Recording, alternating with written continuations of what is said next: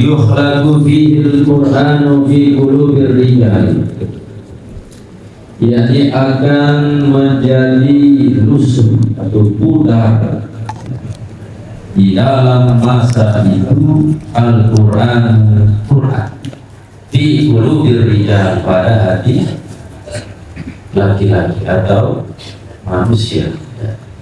Akan datang satu masa di mana hati mereka lusuh ataupun pudar di dalam memahami Al-Quran.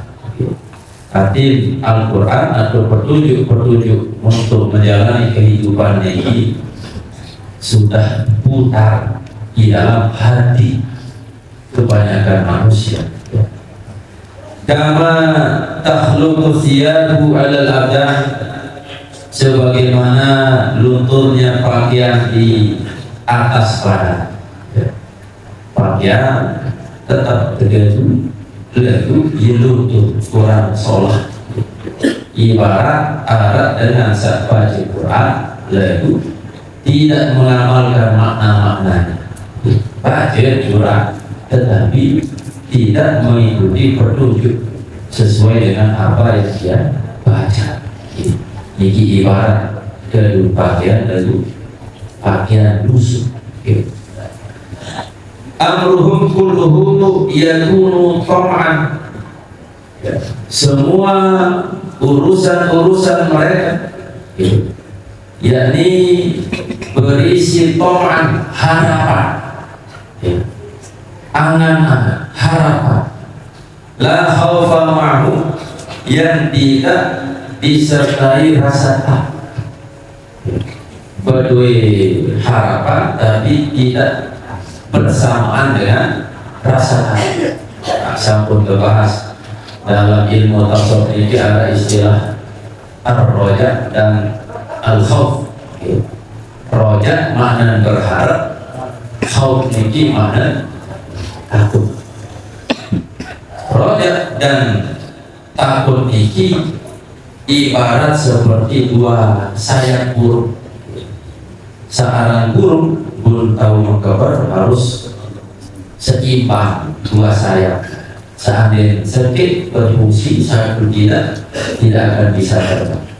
Maka di satu sisi harus ada roja berharap.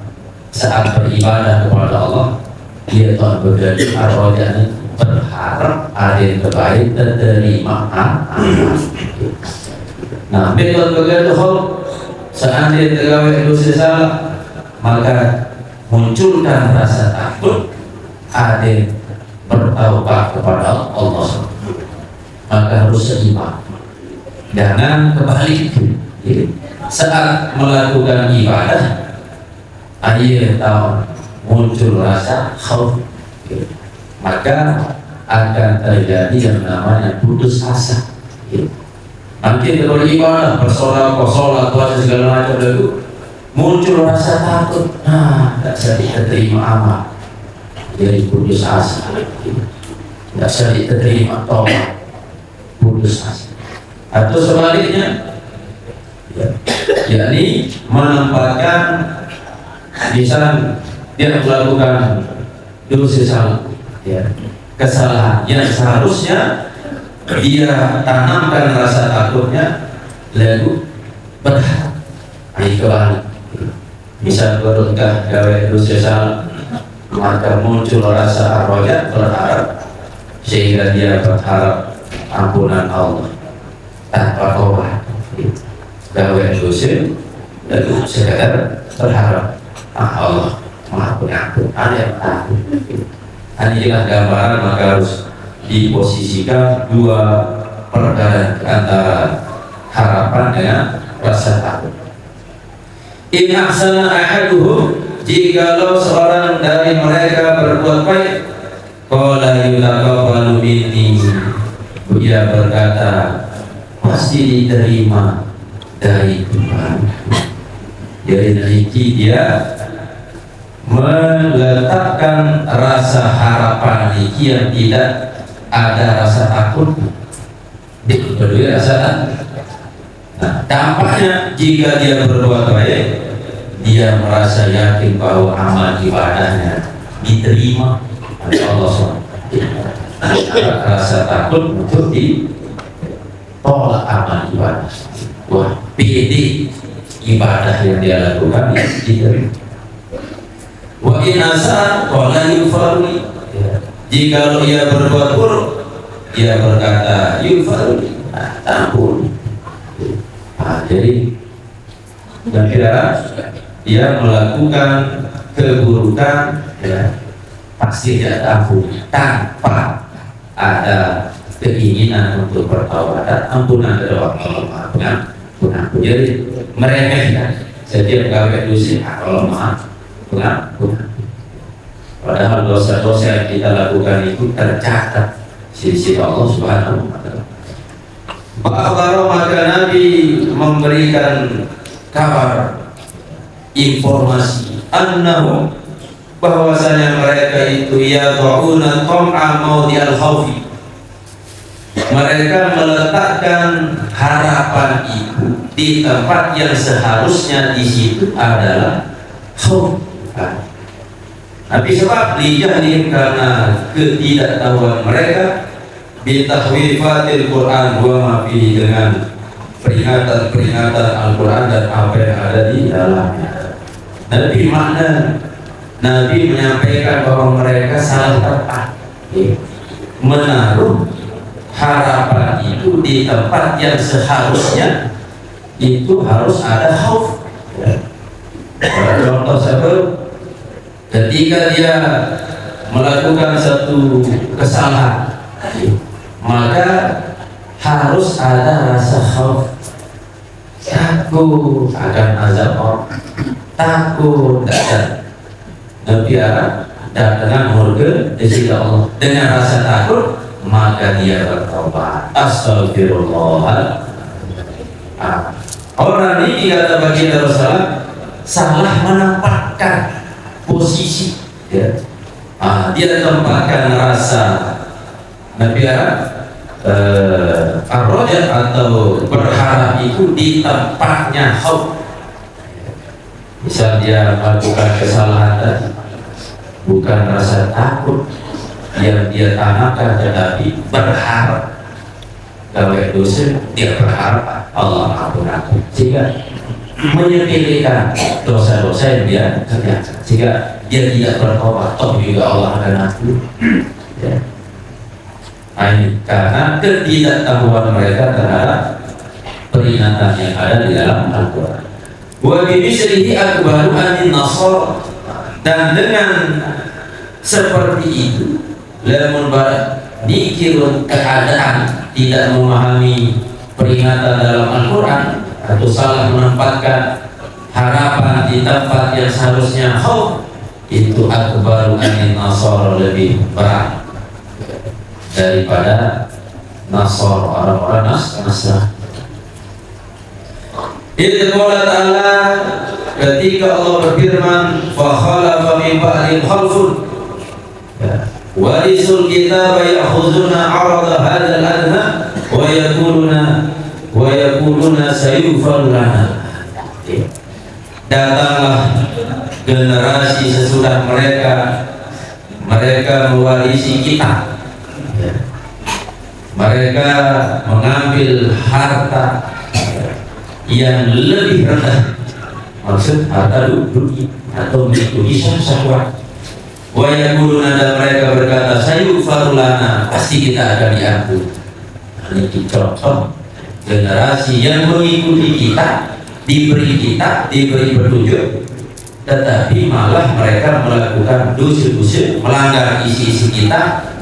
Tetapi dia berkata, hanya ampuni. Dia tidak menyepelekan melakukan dosa, tapi dia taruh sifat ar-raja, maka itulah berdampak kepada menyepelekan.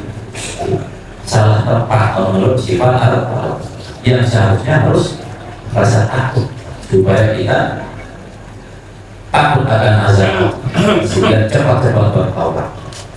Wa ma'nahu, dan adapun maknanya, annahum warasul kitab, makna dari sungguhnya mereka mewarisi kitab, hum ulama, yakni para ulama, orang-orang yang benar-benar mengerti akan makna-makna dari kitab.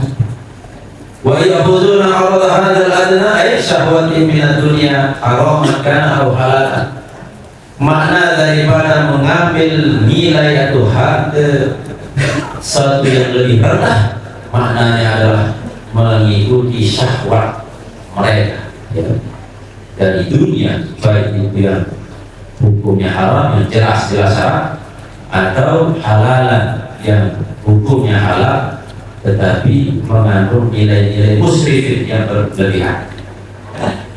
Wa qad qala ta'ala wa liman khafa maqama rabbih jannatan, dan dalam firman Allah Subhanahu, bagi orang yang takut akan kedudukan Tuhannya, jannatan, disiapkan 2 surga.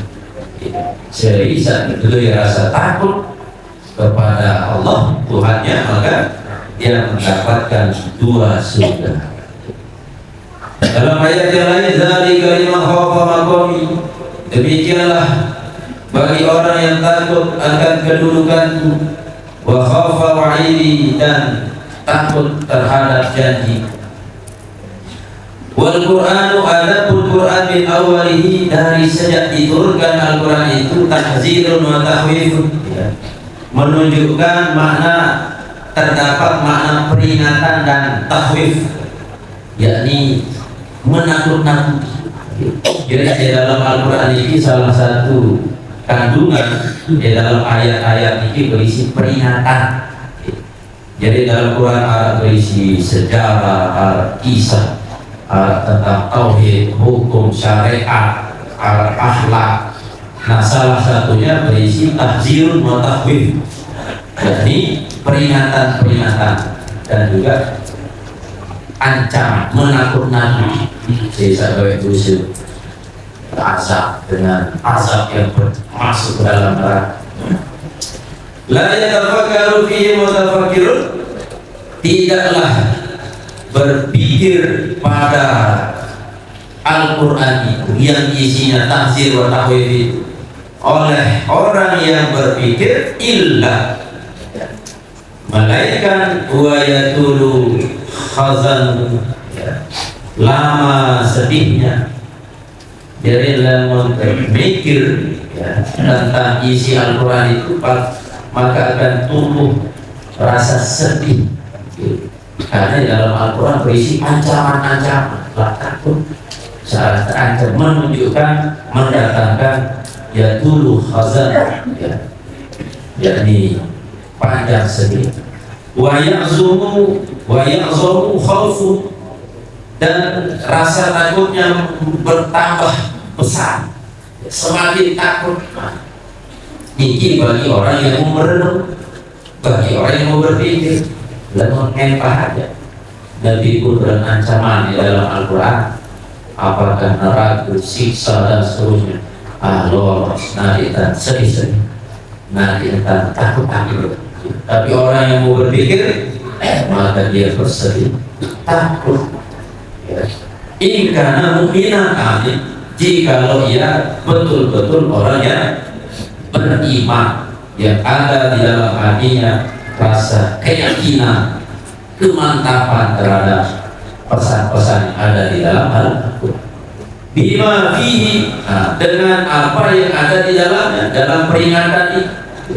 Ketika kita dibacakan ayat Allah tentang peringatan atau berupa teguran, ancaman, segala macam, muncul rasa takut, rasa kesedihan, berarti itu menunjukkan tanda orang yang beriman.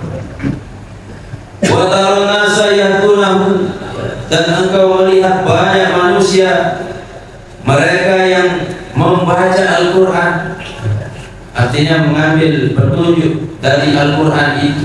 Hadza, yukhrijuna al-hurufa, mereka sering membaca huruf-huruf Al-Quran, mengeluarkan huruf maksud, membaca huruf Al-Quran min makharijiha, dari makhraj.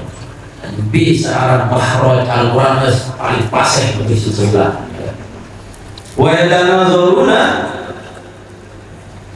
ala khottiha, dan mereka saling mendebat ya, terkait khofatnya. Oh ini kasroh, ini khofat, ini alasannya begini.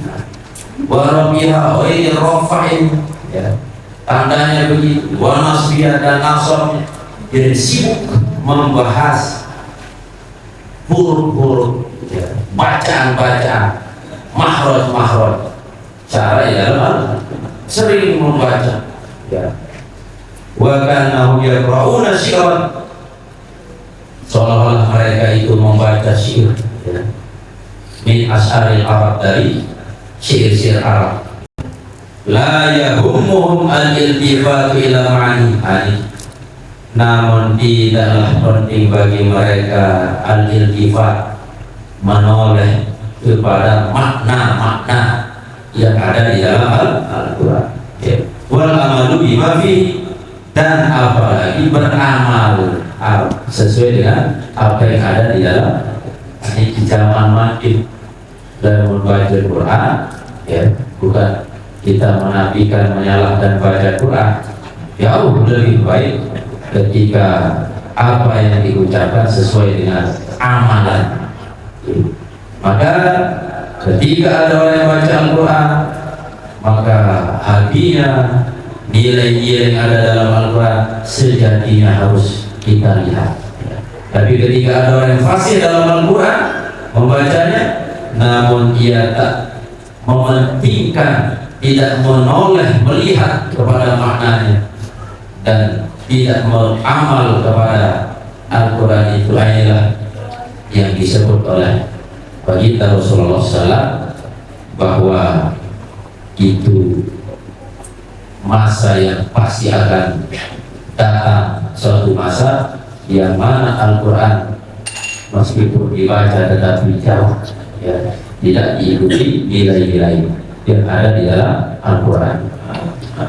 Wa hal fil alami gururun yazidu ala hada, dan apakah di alam ini tipu daya yang lebih atas ini, yakni atas keadaan di mana orang tidak lagi menganggap pentingnya mengambil hikmah daripada Al-Quran. Maka tipu daya yang paling besar, yang paling banyak, atau yang paling tipu yang paling besar di alam ini tentunya adalah orang-orang yang tidak lagi mementingkan makna-makna di dalam Al-Quran.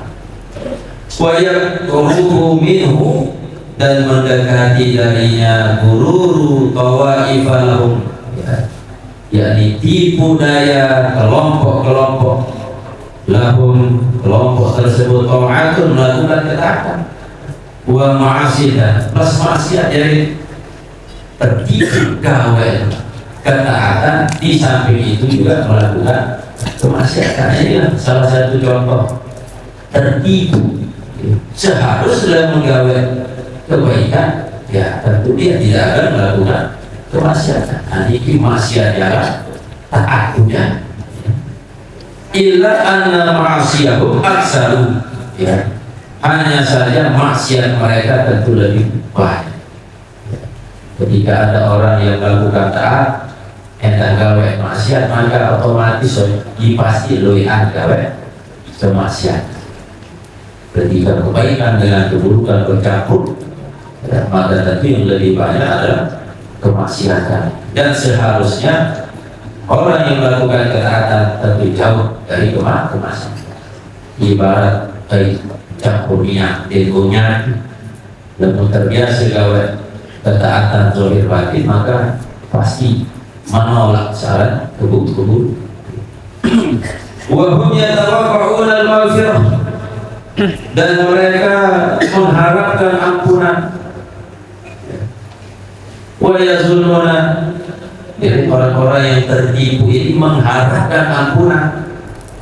Wa yazunnuna annahum, dan bahwasanya mereka menyangka tatarajjahu, yakni lebih unggul, lebih berat, kifatu hasanatihim, timbangan kebaikan mereka, ma'a anna ma fi kifati sayyi'at aktsar, padahal apa yang ada di dalam timbangan atau piringan keburukan itu lebih banyak.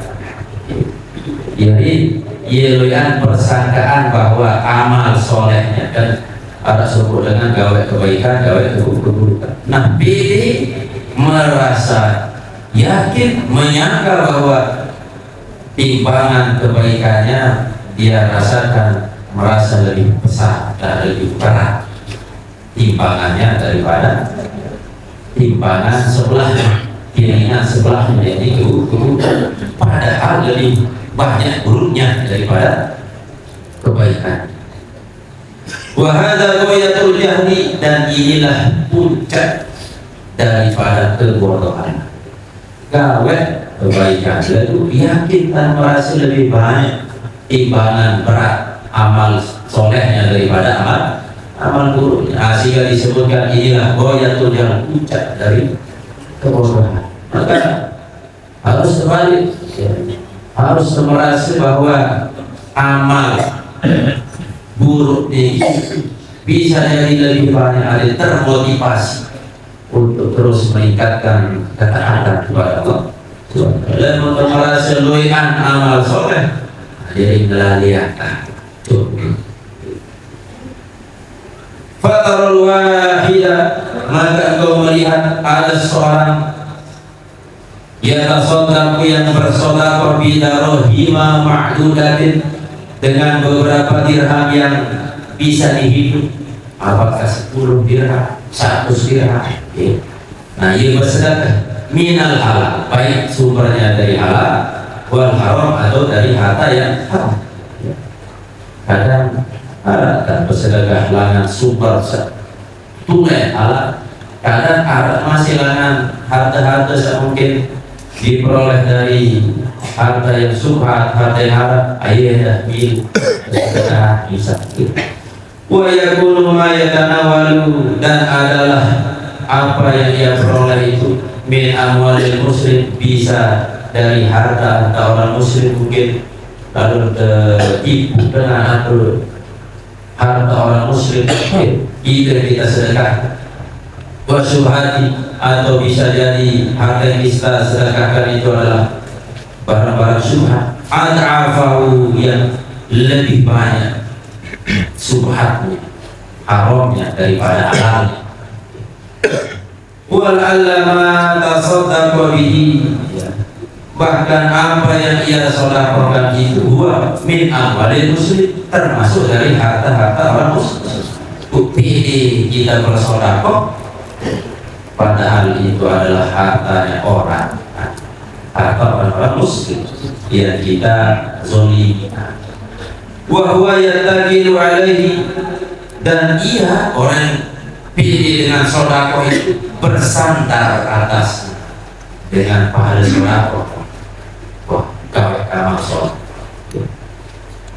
Wa yazunnu anna akla alfi dirham haram, bahwasanya memakan atau menggunakan 1000 dirham yang haram, yuqawimuhu, bisa ditandingi atau bisa ditebus akan dia at-tasadduqu oleh sedekah bi asyratin minal haram awil halal, dengan sedekah hanya 10 dirham dari yang haram atau yang halal. Ada sebut dengan memakan makanan yang nilainya 1000 dirham dari yang haram, lalu dia bersedekah dengan 10 dirham, lalu dengan pilih saya sudah bersedekah, sudah menghapus dosa yang saya lakukan dengan memakan dengan nilai makanan 1000 dirham. Lalu kalau nilai 1000 dirham pun sedekah 10 dirham, maka dia nyambung, ingin menghapus dosa yang dia gunakan 1000 dirham dengan cara menghapusnya dengan sedekah sekadar 10 dirham, atau baik tipu dengan bisa 1 juta. belum bersedekah 10.000, dia nyapu mau menutupi dosa dengan angka yang lebih kecil. Wa ma huwa illa kaman wa asyrata rahimah, dan tidaklah itu melainkan seperti ini digambarkan seperti orang yang meletakkan 10 dirham pikir pada misalnya di satu piringan timbangan, ada 2 piringan, ada timbangan 2 piringan.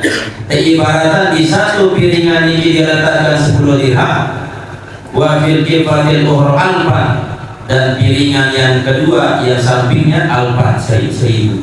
Akan dia kembali dan imbang, yang satu 10 dirham, yang satu 1.000 dirham. Kalau 1.000 dirham dari yang Arab pun kalau kebaikan dengan sedekah ada 10 dirham. Inilah gambaran dia nyambung, dia imbang.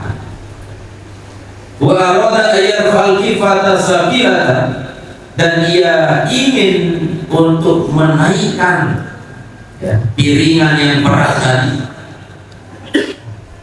yakni piringan yang berat itu 1.000 dirham tadi, bil kifatil khafifah, dengan piringan yang ringan yang 10. Tadi bersedekah 10, ada yang menghapus 1.000. Itu keinginan mereka. Wa zalika ghayatu jahli, itulah yang disebut dengan puncak kebodohannya. Jadi tidak ada istilahnya menutupi dosa-dosa yang begitu besar dengan melakukan kebaikan yang sedikit, tetapi merasa bahwa cukup. Tetap kita harus menjauhi dosa-dosa. Meskipun Allah Maha Pengampun, tapi jangan terlalu kita saat melakukan dosa lalu berharap Allah mengampuni. Harus kita tempatkan saat melakukan dosa itu sifat khauf, supaya takut akan azab Allah, sehingga bertobat. Bukan kita berharap Allah pasti mengampuni tanpa ada proses untuk bertaubat. Wa minhum may yazunnu anna ta'atihi, di antara mereka ada yang mengira bahwa ketaatan-ketaatannya itu aksaru min ma'asi, lebih banyak dari maksiat. Ada sebagian orang di zaman Madinah ini pede bahwa lu yang amal soleh dari amal atau maksiat. Li'annahu la yuhasibu nafsahu, sebab dia tidak menghisab diri, dia cek kesalahan, saya kebaikan, jadi yang nampak kebaikan lebih daripada kesalahan. Wala yatafaqqadu ma'siyahu, dan tidak ia teliti maksiatnya, yang dia teliti hanya kebaikannya yang dia ingat, sedangkan keburukannya tidak dia ingat dan tidak dia teliti. Wa idza amila ta'atan, apabila ia melakukan sebuah ketaatan, hafizaha, ia terus menjaganya, mengingatnya, wa'tata biha, dan ia menghitung dengan ketaatan ini. Kau ini berdoa bersedekah, wah ini itu sholat doanya itu tak pernah menghitung agar bersih-bersih. Kala dia astaghfirullah bilisani, seperti ia terus beristighfar kepada Allah dengan lisannya. Itu setiap malam istighfar 1.000. Au yusabbihullah, atau ia bertasbih bil yaum, satu hari mi'ata marrah, 100 kali. Tetap ingat waktu zikir, bertasbih, beristighfar, tapi di satu sisi dia lupa bahwa dia melakukan dosa. Nabi berdosa supaya tahu muslimin, kemudian dia menggibah orang-orang muslim. Pas untuk gibah atau gawe dosa, dia itu sebagai sebuah dosa. Wa yumaziku a'radahum, dan menodai kehormatan mereka. Takut bahas gibah juga adalah dosa berat, sebab mereka menodai kehormatan. menghilangkan kehormatan orang itu adalah bagian dari dosa. Wa yatakallamu bima la yardahullah, dan ia berkata dengan apa yang Allah tak ridho akan ucapannya itu. Tulan sepanjang hari, jadi tetap ucapannya selalu berisi keburukan-keburukan yang tak pernah dia itu.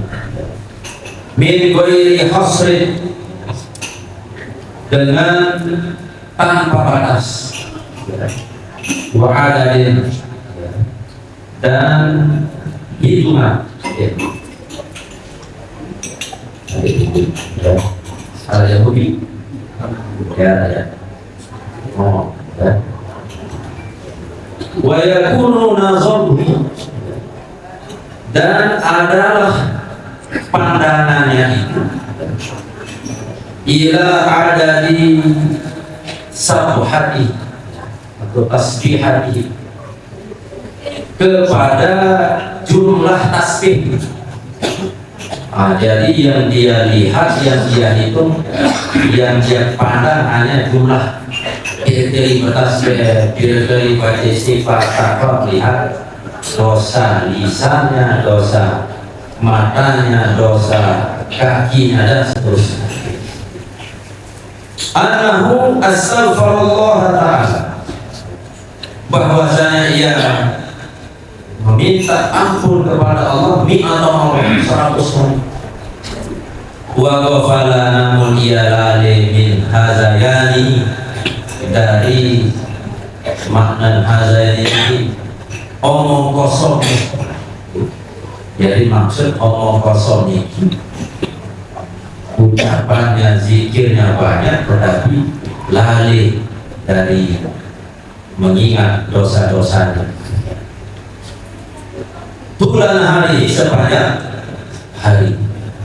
Alladzi law kutibahu, yang mana jikalau ditulis, lakana misla tasbihi, adalah dosanya itu seperti jumlah tasbihnya, ya. Mi'ata marrah, sebanyak 100 kali, atau al-faqr, atau bisa lebih. Bisa bertasbih, objek bertasbih sehari, baca tasbih 100 kali, 1000 kali.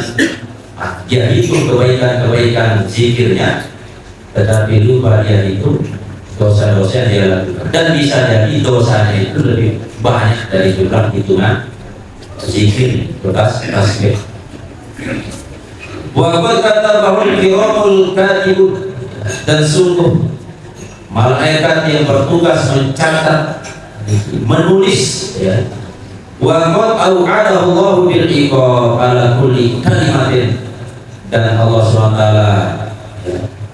yang menyiapkan iqab, siksa atas setiap kalimat yang keluar dari lisan. Memang tentu bertasbih, berzikir, segala macam, tapi bisa jadi kalimat yang keluar yang menyinggung orang bisa jadi lebih banyak dari jumlah tasbih.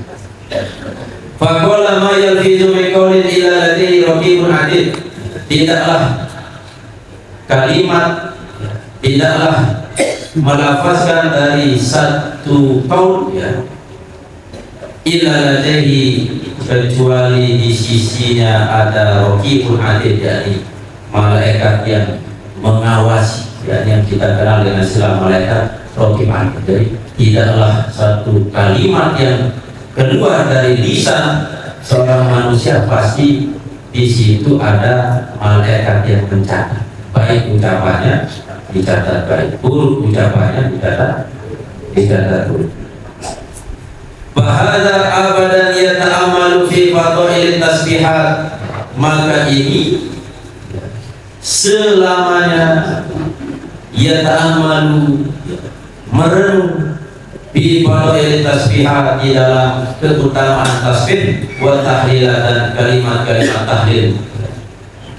Wala yaltafitu ila ma warada min hukumatil muqtabin, dan ia tak menoleh kepada apa yang telah diriwayatkan dari siksa-siksa orang yang bergibah, wal kadzabin dan berdusta, wal namamin dan siksa bagi orang yang mengadu domba, wal munafikin dan orang-orang yang munafik, alladzina yuzhiruna yang mana mereka menampakkan minal kalami dari perkataan mala yuzhirunahu apa yang tidak tersimpan di dalam hati.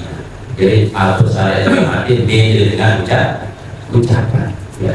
Dan kebanyakan kita lebih banyak membaca padilah bacaan ini pahala sampai kita luput ya, tidak melihat kepada dalil-dalil tentang sisa-sisa bagi orang yang salah menggunakan ucapannya, apakah dalam bentuk ghibah atau dikenal muktabi atau kasabi yakni berdusta, wal namami dan mengadu domba, wal munafikin dan munafik.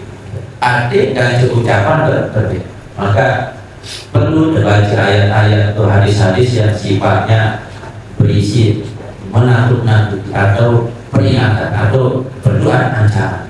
Tidak terlena kondisi. Padilah kalimat-kalimat sisa baca ini karena pahala perlu masih. Lalu tetap masih memperhatikan ancaman-ancaman berupa hadis-hadis dalam menyalahgunakan ucapan-ucapan seperti al-muqtabin, wal-kazabin, wal-namami dan seterusnya. Ila wirizalika kepada selain yang demikian itu min apa lisan dari penyakit-penyakit lisan selain saat tersebut beribah, dusta dan seterusnya. Wadzalika mahdul ghurur dan itu semata-mata adalah tipu daya. Dia adalah tipu daya, dosa-dosa yang dilakukan oleh lisan itu merupakan tipu daya. Wal amri dan sungguh umur atau demi umur, sungguh umur. Laukanal kiramul katibun, jikalau ada pencatat malaikat kiramul katibun ya, yadlubuna minhu ujratan nafsi, mereka meminta darinya akan ujrah yakni upah untuk menyalin lima yatubunahu terhadap apa yang mereka catat min hazayani dari kesalahannya atau keomong kosongannya alladzi zada ala tasbihi yang lebih atas tasbihnya, lakana inda zalika adalah di sisinya itu yakufu lisanahu dia akan menahan lisannya, lamun tazikir kata si malaikat sholah sekian pahala. Tapi terkadang kita lupa bahwa malaikat pun mencatat ucapan-ucapan buruk yang kita lakukan. Maka pegawai atau catatan ucapan-ucapan buruk tetap masih ada tercatat. Bukan ucapan yang baik saja dicatat, tapi perbuatan atau perkataan yang buruk pun juga dicatat oleh malaikat. Hatta an jumlatin min muhimmatihi, sehingga dari jumlah min muhimmati dari urusan-urusan yang penting, bahkan yang penting-penting pun dia beri macam-macam yang raos karena akan tercatat, sehingga dia akan menahan lisannya. Seandainya salah tercatat salah, maka dia akan tahan ucapan. Wa mana tawfihi fi fatratihi, dan apa yang telah dia ucap dari waktu luangnya, karena ya'utuhu adalah ia menghitungnya, wa yasabu dan ia menghitungnya, wa yuwazinu dan ia menimbangnya, bi tasbihati dengan tasbih-tasbih yang ia baca. Hatta la yaqulu alaihi, sehingga tidak lebih berat atasnya ujratu nashihi, yakni ujrah, yakni upah menyalirnya. Faya ajaban liman yuhasibu nafsahu, maka sungguh menakjubkan bagi orang yang menghisab dirinya. Sungguh menakjubkan bagi orang yang menghisab dirinya. Wa yahtatu khaufan, dan ia berhati-hati dengan penuh rasa takut, ala kiratin yafutu, atas satu kirat yang hilang akan dia, luput darinya, fil ujrati ala nashi, di dalam upah atas penyalinan. Maksud, banyak orang yang ketika lebaran satu kirat yang hilang upahnya, wah mulai susah, berhati-hati. Bisa sebulan modal bersyukur, ternyata telah hanya beberapa ribu keuntungannya, wah mulai mulai susah. Dia berhati-hati menghitung supaya tidak hilang. Wala yahtatu khaufan, dan namun ia tak berhati-hati, tidak takut min fautil firdausil a'la wa na'imihi, dari kehilangan surga firdaus yang kedudukannya tinggi dan penuh kenikmatan. Sampai tegawai dosa bisa menyebabkan ia lenyap mendapatkan surga firdaus, tapi dibandingkan dengan hilangnya hanya beberapa uang, ketika hilang dia mulai gelisah, dia berhati-hati supaya tidak kehilangan harta yang sangat kecil dibandingkan dengan surga, tapi tidak berhati-hati dari kehilangan surga. Ma hadhihi illa musibatun azimah, tidaklah ini melainkan musibah yang agung. Dan menwah luwih dengan takut kehilangan hartanya beberapa nilainya dibandingkan takut kehilangan surga firdaus, maka inilah disebut dalam kitab ini adalah musibatul azim, musibah yang besar. Liman tafakkara fiha, tentu bagi orang yang merenungi fiha, di dalamnya, dalam kalimat-kalimat sesambung lepas. Faqad tufi'na ila amrin, maka sungguhnya kami didorong ila amrin, kepada satu perkara, insyakarna, jikalau kami ragu di dalamnya, maksudnya ragu akan kebenaran akhirat, kunna minal kufratil jahil, tentu kami termasuk dari orang yang kafir yang ikat. Jadi kita dihadapkan dengan dua perkara, ibaratnya serba salah posisi. Dua perkara ini, pertama, jika kita ragu dengan kebenaran akhirat, tersebut di dalam Al-Quran bahwa saya beribadah dapat saya melakukan kemaksiatan, dia akan mendapatkan neraka. Nah, seandainya penulisan ini ragu akan kebenaran informasi baru, segera gak amal soleh, tamu surga, segera jaga dosa, tamu neraka. Jadi ada keraguan, maka disebutlah minal kufra al-jahil, yakni termasuk orang yang kufur, yang ingkar, kafir, ingkar. Karena ini sudah tegas disebutkan dalam Al-Quran bahwa ada kehidupan setelah kematian dan seterusnya. Wa in saddaqna bihi, dan kalau kita benarkan, maksud kita benarkan tetapi lalai, kita benarkan tentu saya juga amal soleh agama surga, saya taat kepada Allah akan dapat rahmat, kita benarkan lalai, kunna minal humqal magrurin adalah kita termasuk orang yang bodoh dan tertipu. Serba salah. Kita yakini informasi dari Al-Quran lebih lain, tertipu, bodoh dan tertipu. Nanti ragu dari informasi yang ada dalam Al-Quran, maka termasuk takut al-jahil, yakni yang ingkar. Maka mau tidak mau kita membenarkan informasi yang ada di dalam Al-Quran tentang kebenaran akhirat dengan terus kita menjalankan petunjuk-petunjuk itu supaya kita tidak termasuk orang yang bodoh lagi dari.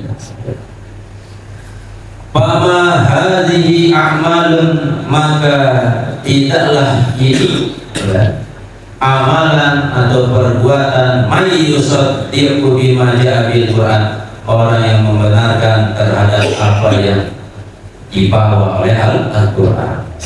Kirain Nabi tersebut orang itu adalah contoh orang-orang yang tidak membenarkan apa yang ada di dalam Al-Quran. Wa ana nabra'u ila Allah, dan saya, kata baginda Rasul, bebas atau membersihkan diri, membebaskan diri ilallahi, kepada Allah, an nakuna min ahlil kufrar, bahwa kami termasuk dari orang-orang yang kufur. Wa subhana, maka maha suci, man saddana 'anil tanabbuh wal yaqin, maha suci Allah yang menghalangi kita dari kesadaran dan keyakinan. Ma'ahadal bayan, padahal keterangannya sudah jelas. Jadi penjelasan di dalam Al-Quran maupun dalam hadis sudah tegas. Bisa halal, bisa haram, ini surga, ini neraka. Berbicara dengan surga, ini kita untuk masuk ke neraka, ini pegawaian sudah jelas tersebut di dalam Al-Quran maupun hadis baginda Rasul. Tapi banyak di antara kita yang terhalang dari kesadaran dan keyakinan akan hal itu, padahal dalilnya sudah jelas. Maka seperti sekarang dia sampai hidup, hayatuka ihtiyaruka, hidupmu adalah pilihan. Allah berikan kita akal, dengan akal itu kita bisa menentukan mana yang baik, mana yang buruk. Apa yang kita lakukan berupa kebaikan, manfaatnya kembali kepada kita. Sebaliknya, keburukan yang kita lakukan pun mendatangkan mudarat kepada kita. Maka orang yang benar-benar akal pasti dia akan menyelamatkan diri, tidak mungkin akan memudaratkan, menyengsarakan diri bagi orang yang mau berpikir. Bila dia berpikir merenung, maka tentu dia akan menjerumuskan dirinya ke tempat yang menghancurkan, mendatangkan kemurkaan Allah Subhanahu wa Ta'ala. Jadi kesimpulan dalam bab ini bahwa silahkan belum sambil beramal soleh, dan di dalam amal soleh kita lakukan itu tanamkan sifat ar-roja, berharap alif-baik diterima amal ibadah. Saat kita melakukan kesalahan dosa, munculkan rasa khauf, alif benar-benar takut dari azab Allah, sehingga memotivasi kita untuk bertaubat kepada Allah Subhanahu wa Ta'ala. Jangan tempatkan kebalik. Saat melakukan ketaatan, dia munculkan rasa khauf. Dengan rasa khauf itu dia merasa bahwa biar amalnya ini dosa. Bisa ketika dia melakukan dosa, dia munculkan rasa ar-raja, sehingga dengan sebab itu dia lalai untuk bertobat kepada Allah Subhanahu wa Ta'ala. Al-Babu Sani wa Samanun fi fadli sholatil jamaah. Selanjutnya bahas masih berkaitan dengan fadilah-fadilah amal-amal ibadah. Salah satunya fadilah dari sholat berjamaah. Nah, selanjutnya Bapak Ibu rahimahullah, seperti biasa di akhir majelis ini kita kirimkan surah Fatihah khusus kepada guru kita almarhum Dr. Muhammad Ridwanullah Umina, dan kepada semua keluarga ibu bapak kita, Bapak Balok yang sudah meninggal dunia. Mudah-mudahan Allah SWT menerima amal ibadahnya, Allah jadikan tubuhnya taman dari surga. Dan kepada bidadari, mudah-mudahan jadi keturunan yang soleh dan solehah. Dan kepada jamaah yang berinfak, bersedekah, khususnya saya beri dan umumnya yang bersedekah, mudah-mudahan Allah SWT menjadikan sedekahnya sebagai amal jariah. Dan terakhir kepada gubuk yang berusaha yang diterpati oleh mudah-mudahan Allah turunkan rahmat, keberkahan, dipermudah rezeki sisi Allah SWT. Al-Fatihah. Alhamdulillahirrahmanirrahim. Al-Qabiddin iyyaka na'budu wa iyyaka nasta'in ihdinas siratal mustaqim siratal ladzina an'amta 'alaihim ghairil maghdubi 'alaihim waladdallin.